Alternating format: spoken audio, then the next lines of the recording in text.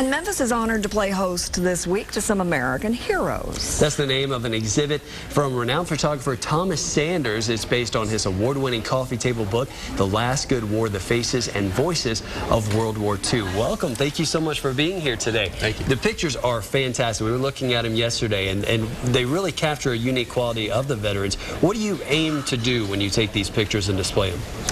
So my senior year of college, I had a homework assignment to take a portrait of somebody, and coincidentally there was a retired community nearby, and I went over there to see if there's any interesting people to photograph, and they said there's this famous World War II veteran you should, photograph. And I ended up meeting with him.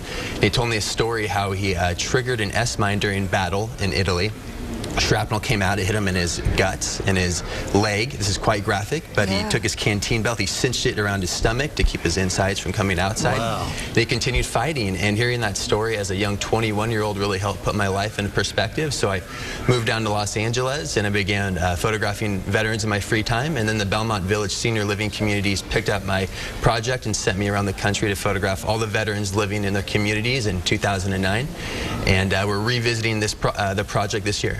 And so you're going to be at Belmont shooting pictures, and you also catalog the stories. Why is it so important to do this?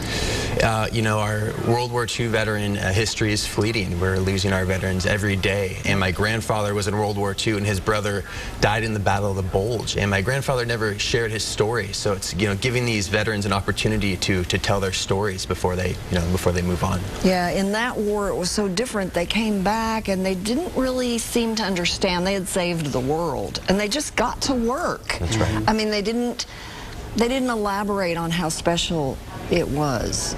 And do you think they realize it when you talk to them, or are they still very humble?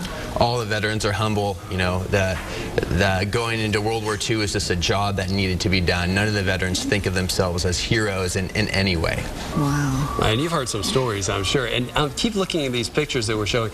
It seems like you incorporate an old from back then with the new. Like every one of the pictures is them now, but something that connects them to the past. What kind of story are you telling through? I mean, it really is like looking at a story when you see these pictures.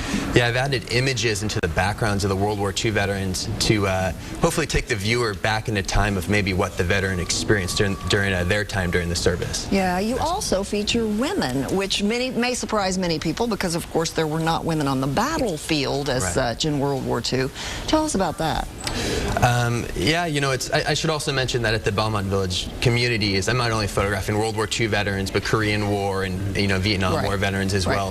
But there's a woman in Memphis that was one of the first Air Force colonels in the Air Force, and she paved the way for future military women. And like, when would she have been that? I believe she served in the late 1950s. See, that's incredible. Yeah, I mean, we awesome. Wouldn't think that really happened. Right.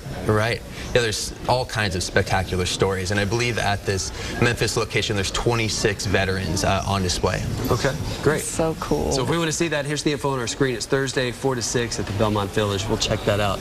Sounds great. Thank you so much for being here with us today, Thomas. We'll also link to your website so people can get more information about your projects. Excellent. Thanks. All right. Coming up, there's more to do on the